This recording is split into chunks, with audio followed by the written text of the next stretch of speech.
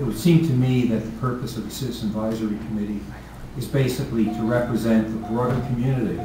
So it should be the responsibility of the town basically to appoint and manage this committee as opposed to the proponent.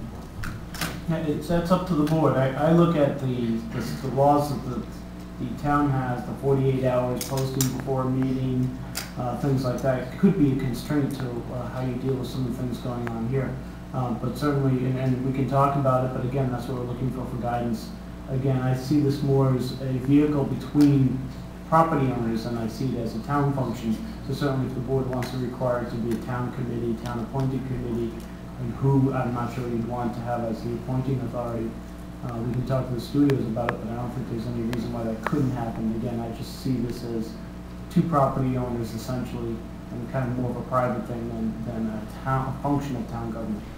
And you know, to basically allow the studio to create its own committee doesn't make sense to me. And so I strongly recommend that this be a committee that's basically established, managed, and monitored by a public body, whether it be us or the Board of Selectmen.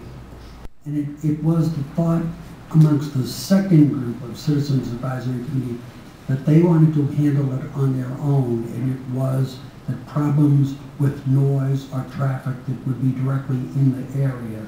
But that's the address that they wanted to make to Plymouth Rock Studios, is the impact directly on that group. And it was at their suggestion that it be a non-town board. And we asked for a representative from Pine Hills, from the school, from Crosswinds, from two abutters, and from the surrounding neighbors. And it seems to me that this is as Paul mentioned, you know, the intention here is to ensure that the input from those immediately around the studio is received. The planning board has many other ways that you can step in with respect to the zoning requirements and the design guidelines and so on, if you see that we're violating whatever our zoning limitations are and so on.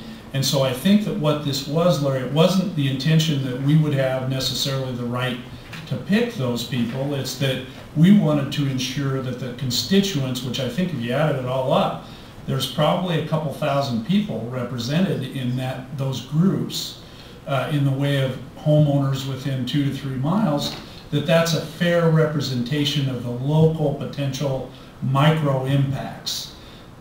Potentially there's a real ongoing board like you're talking about that has some directors, and you know, it's an ongoing sort of thing. But I think what's been asked for is kind of a more informal neighborhood approach. So I think perhaps there's two. One is what we need them to do now. It sounds like there's a great deal of flexibility on their end for that, and I would assume collectively on our end too, to solve that one piece of it. But